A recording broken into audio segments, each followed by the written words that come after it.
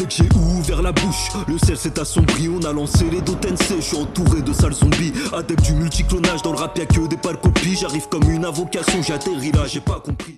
Ouais, je t'ai YouTube Monnaie, c'est Mousson. On se retrouve aujourd'hui pour une nouvelle vidéo. Et là, t'es en train de te demander pourquoi je me présente en costard. C'est parce que j'ai une excellente nouvelle à te raconter. Rien à voir en vrai. Juste, j'ai assisté à un mariage il y a pas longtemps. Il s'est passé des petits trucs chelous. Et je me suis dit, pourquoi pas leur proposer une vidéo anecdote pour les mariages. On est parti. Pour commencer, je vais pas te faire l'affront de te raconter ce que c'est un mariage. Hein. Tout le monde sait c'est quoi, même si on l'a jamais fait. Par contre, moi, il y a toujours une action gênante qui arrive durant ces réceptions. Faut savoir qu'à chaque fois, ma mère refuse d'y aller toute seule. Donc elle me demande de l'accompagner. Et moi, comme j'ai plein de frères et tout, j'accompagne ma mère. Et ben, je demande à un de mes frères de m'accompagner. Oui, il accompagne l'accompagnant. Et à chaque fois, par contre, mon frère, il est toujours en retard. Ça fait, moi, j'arrive avec ma mère vers 18-19h. Elle aime bien arriver à l'avance, comme il y a toutes ses copines, etc. On se cale à une table solo. Pour l'instant, il fait bon vivre. Personne vient nous saouler. On est tranquille. Et là, d'un coup, 5 minutes après, il y a toutes les copines à ma mère qui arrivent. Oh, ils arrivent à 15 à la table. Ils s'assoient. Moi, je me retrouve solo avec toutes les femmes autour. Ça, je commence à bégayer. Déjà, entre celles qui m'ont pas vu depuis 35 piges et qui me disent oh, comment t'as grandi?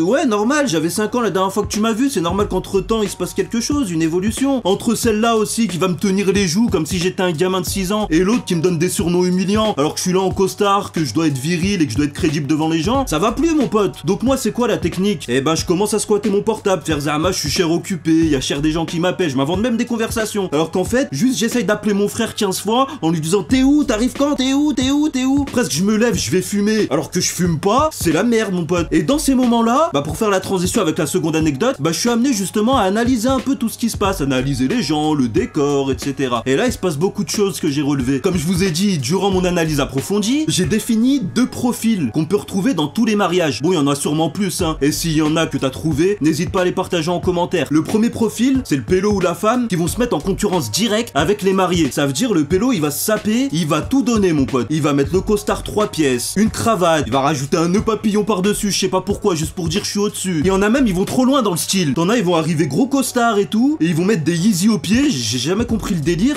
T'en as d'autres, ils vont mettre des bretelles. Frère, depuis quand en 2020 on porte des bretelles? La dernière fois que j'ai vu des bretelles, c'était Steve Urkel qui en portait, faut arrêter. Mais là, les femmes aussi, elles sont dans le même game, tu vois. Elles commencent à mettre des tenues de soirée de fou, des robes qui ressemblent à des robes de mariée. On sait pas pourquoi elle fait ça, la femme, on dirait c'est son entraînement, j'ai pas compris. Juste derrière pour dire à la fin du mariage, ah bah moi j'ai fait de l'ombre à la mariée, il y a tout le monde qui me regardait, j'ai pas compris, donc la prochaine fois je viens en survêt. Arrête de taper du vice, t'es là pour te donner en spectacle, il y a ta mère qui est derrière en train de guetter des proies pour pouvoir te marier parce que ça fait 40 piges que t'es pas marié, elle comprend pas. Il se passe que ça mon pote, arrête, on n'est pas con. Et là, t'as le deuxième profil aussi hein, que j'ai décelé. T'as toujours une personne dans ces mariages, et je pense pas que tu vas me contredire, qui arrive en TN, bas de survêt Lacoste et un petit polo pour paraître un peu plus habillé. Généralement ce pélo, c'est celui qui va pas lâcher la piste de danse de tout le long. En gros, il est cher bon délire, il danse, il sourit, il est content et tout, et en général, c'est un proche du marié. Bah frère, il a rien à perdre hein, il arrive en survêt, il s'en pète un rein, juste il danse. Et lui c'est un bon, j'aime bien ce genre de personne. Bon délire, bon, même s'il devrait faire un peu plus d'efforts sur la tenue vestimentaire si c'est le mariage de son sahab ou de son frère. Mais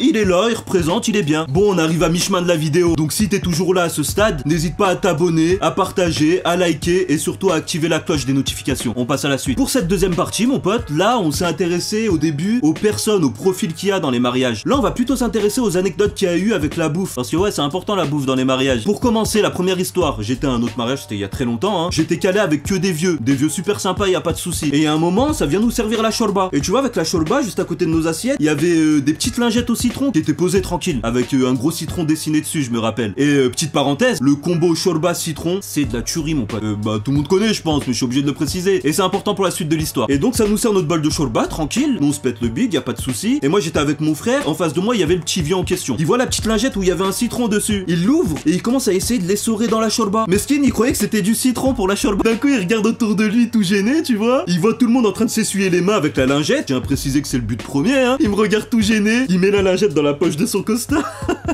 Ah la hèche, avec mon frère on n'en pouvait plus, on était mort de rire. Heureusement Meskin, y a personne qui l'avait remarqué. Et avec moi et mon frère, on est des sacrés raclures et on n'est pas du tout discret quand on rigole. Pour cette dernière anecdote sur la bouffe, là on va un peu voyager parce que je vais vous parler d'un mariage traditionnel en Algérie auquel j'ai participé. Globalement ça se passe comme en France les mariages en Algérie. Sauf que j'étais un peu étonné quand j'étais calé parmi les invités. Il y avait un petit kit de survie calé à côté des assiettes. Dans le kit il y avait quoi? Il y avait un cure-dent, des chewing-gums, une serviette et un sac noir. Pour le coup je me dis c'est une très bonne idée, tu vois, on n'y pense pas dans les mariages en France en général. général de mettre un petit chewing-gum si tu pues de la gueule après avoir mangé, un petit cure-dent pas que t'aies une grosse salade verte entre les dents pendant que tu starts. Tous ces trucs-là, on n'y pense pas, donc très belle initiative. Je me suis dit, le sachet, bah c'est un sac poubelle, c'est très bien, on commence à sensibiliser les gens, trier leurs déchets, à jeter tout ce qu'il faut à la poubelle. Je me dis, bah écoute, bonne idée, a priori, y a pas de souci. Sauf que tranquille, ils servent à manger et tout, on se pète le bide, on gamelle, y a pas de souci, on danse, on revient, on mange à nouveau et tout, pas de problème. D'un coup, je vois des gens à côté de moi, ils commencent à saisir le sac, je précise que c'était un sac poubelle noir, et je vois des gens, ils commencent à charger de la gamelle dedans, poulet aux olives et tout. En fait, c'était pas un truc pour jeter les déchets, c'était